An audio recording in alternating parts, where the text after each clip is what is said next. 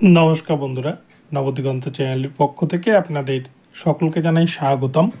তো বন্ধুরা, এখন আমি আপনাদের সাথে যে আপডেটটি শেয়ার করতে চলেছি সেটি হচ্ছে 2017 প্রাইমারি টেটের যে 21টি প্রশ্ন ভুল মামলা ছিল, 21টি প্রশ্ন ভুল নিয়ে যে মামলা হয়েছিল সিঙ্গেল বেঞ্চে, যাকে চ্যালেঞ্জ করে ডিভিশন বেঞ্চে যায় প্রাথমিক শিক্ষা পর্ষদ, সেই ডিভিশন বেঞ্চে হরিশ টন্ডন স্যারের ডিভিশন বেঞ্চ এই মামলা নিয়ে আজকে কি জাজমেন্ট দিয়েছে সেটাই আপনাদের সাথে বিস্তারিত আলোচনা করব। তো এই 2017 প্রাইমারি টেটের প্রশ্নবুল মামলা আজ কিন্তু নতুন মোড় নিয়েছে কলকাতা হাইকোর্টে। বিচারপতি এটা নিয়ে বেশ কিছু গুরুত্বপূর্ণ মন্তব্য করেছেন। তো চলুন আমরা সম্পূর্ণ ভিডিওটি স্কিপ না করে প্রথম থেকে শেষ পর্যন্ত দেখি যে এই মামলায় আজকে কি তথ্য উঠে এসছে। তবে তার আগে বলে রাখি, যারা প্রথমবার চ্যানেলটি ভিজিট করছেন আপনারা অবশ্যই চ্যানেলটিকে সাবস্ক্রাইব করে নেবেন এই ধরনের আপডেট সবার আগে সবার প্রথমে পাওয়ার জন্য। তো চলুন তাহলে আমরা দেখে নিই যে কী আপডেট এই মুহূর্তে উঠে আসছে কোর্টের তরফ থেকে।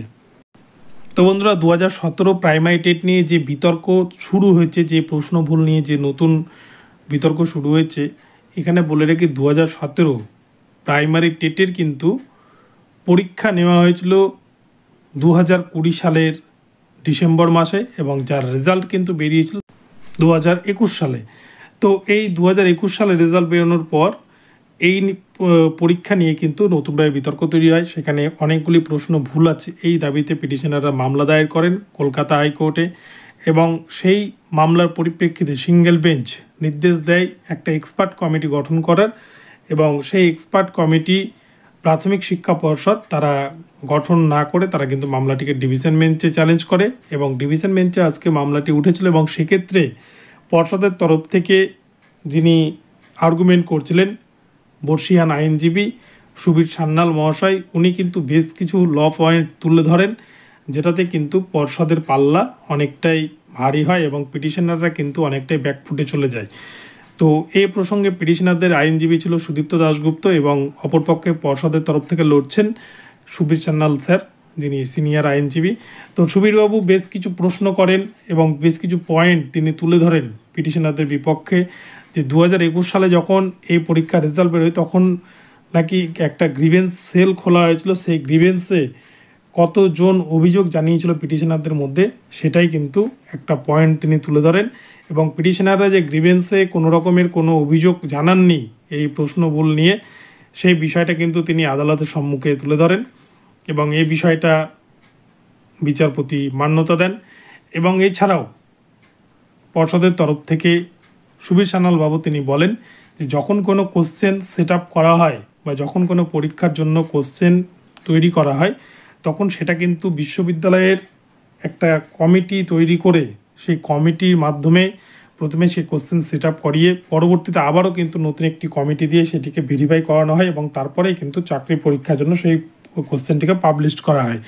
তো দুবার কমিটিকে দিয়ে ভেরিফাই করানোর পরেও কি করে সিঙ্গেল বেঞ্চ আবার নতুন করে আরও একটি তৃতীয়বার কমিটি গঠন করার নির্দেশ দেন, এই বিষয়টাও কিন্তু তিনি হরিশ টন্ডন স্যারের বেঞ্চে তুলে ধরেন। তো এই বিষয়গুলিতে বিচারপতি মান্যতা দেন সুবীর সান্যাল বাবুর এই পয়েন্টগুলোতে, এবং পিটিশনারদের পক্ষ থেকে যে দাবিটা তোলা হচ্ছিল যে 21টি প্রশ্ন ভুল রয়েছে, সেই 21টি প্রশ্ন ভুল নিয়ে কিন্তু বিচারপতি পিটিশনারদের পক্ষে কথা না বলে তিনি কিন্তু পর্ষদের পক্ষে কথা বলেছেন, এবং পর্ষদের যে যুক্তি বিচারপতি সুবীর সান্যালের যুক্তিটাকে কিন্তু মান্যতা দিয়েছেন, এবং অপরপক্ষে সুদীপ্ত দাশগুপ্ত যিনি পিটিশনারদের আইনজীবী তার যুক্তিগুলোকে কিন্তু আজকে সেভাবে গ্রহণযোগ্য করা হয়নি বা গ্রহণ করা হয়নি।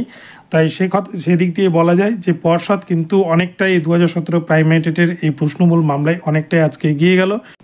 এবং এছাড়াও শোনা যাচ্ছে যে ডিভিশন বেঞ্চ নাকি আজকে একটা স্থগিতাদেশ জারি করেছেন সিঙ্গেল বেঞ্চের সেই অর্ডারের ওপর।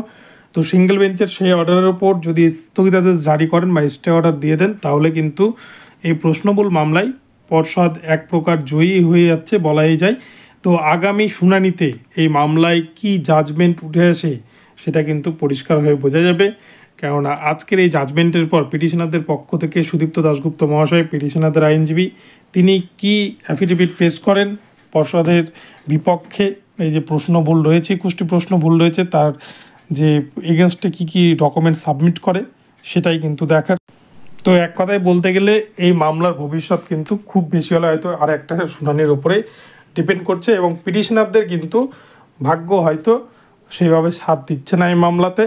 তো আগামীতে দেখা যাক যে এই নিয়ে কী রায় দেয় কলকাতা হাইকোর্ট, তার উপরেই কিন্তু পিটিশনারদের ভাগ্য নির্ধারণ করছে। তবে ডিভিশন বেঞ্চ যদি পর্ষদের বিপক্ষে রায় দেয় তবে কিন্তু পর্ষদ এক্ষেত্রে সুপ্রিম কোর্টে যেতেও তারা প্রস্তুত, কেননা তারা এই মামলার শেষ দেখতে চায় এবং সুপ্রিম কোর্টে তারা এই মামলাটাকে কিন্তু নিয়ে যেতে চায়।